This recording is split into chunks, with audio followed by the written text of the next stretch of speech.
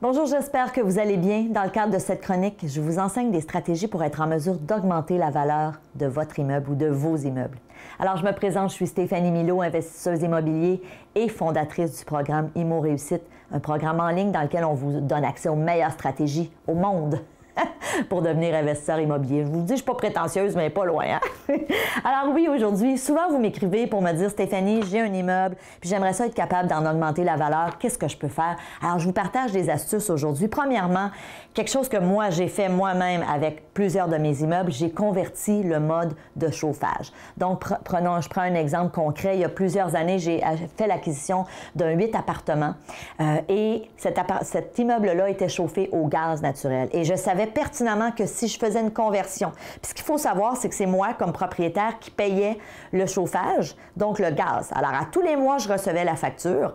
Et je peux vous dire une chose, nous, ici au Québec, les hivers sont parfois difficiles. Et quand je passais en voiture devant mon immeuble et que je voyais certains locataires qui aéraient, ils ouvraient les fenêtres en plein hiver, je venais sans connaissance. Et pour les Européens qui nous suivent, être sans connaissance, c'est pas nécessairement positif. Donc, alors, j'ai pris la décision un jour de dire, OK, je vais convertir mon immeuble et je vais le transférer à l'électricité et je vais évidemment refiler la facture aux locataires. Et là, c'est drôle, le jour où j'ai fait ça, je passais devant l'immeuble puis toutes les fenêtres étaient fermées. Bizarre, mais... Et évidemment, il faut comprendre une chose. Si on fait ce type de conversion, il y a des lois à respecter. Ici, au Québec, on est assujetti à la régie du logement, donc il y a des façons de le faire. Le but aujourd'hui n'est pas de vous enseigner comment le faire, mais sachez que c'est une option hyper intéressante et qui peut vraiment être très, très lucrative. Deuxième stratégie, louer des places de stationnement. Combien de fois il m'est arrivé de louer à des gens et la personne, des fois j'offre une ou deux places de stationnement dépendamment des immeubles et la personne me dit « j'en ai pas de voiture ». Fantastique. Alors, je récupère ces deux places-là et je mets une petite annonce sur Internet et je loue ces places-là. Donc, vous pouvez louer dépendamment du secteur où vous êtes. Plus vous êtes dans un lieu urbain, plus ça vaut cher. Mais c'est une façon d'augmenter la valeur de vos immeubles parce que vous allez chercher d'autres revenus. Hein. Le but d'augmenter la valeur d'un immeuble, c'est quoi? C'est d'aller chercher des revenus supplémentaires. Il y a une autre façon de faire pour augmenter la valeur d'un immeuble, c'est aussi de diminuer vos dépenses. Donc, dans notre stratégie numéro 1, convertir le mode de chauffage, qu'est-ce que je viens de faire? Je diminue mes dépenses. Dans notre stratégie numéro 2, louer des places de stationnement, je viens augmenter mes revenus. Et tout ça, ça contribue à, justement, augmenter la valeur de vos immeubles. Troisième stratégie, faites des rénovations, mais attention, des rénovations payantes. Pas n'importe quelle rénovation.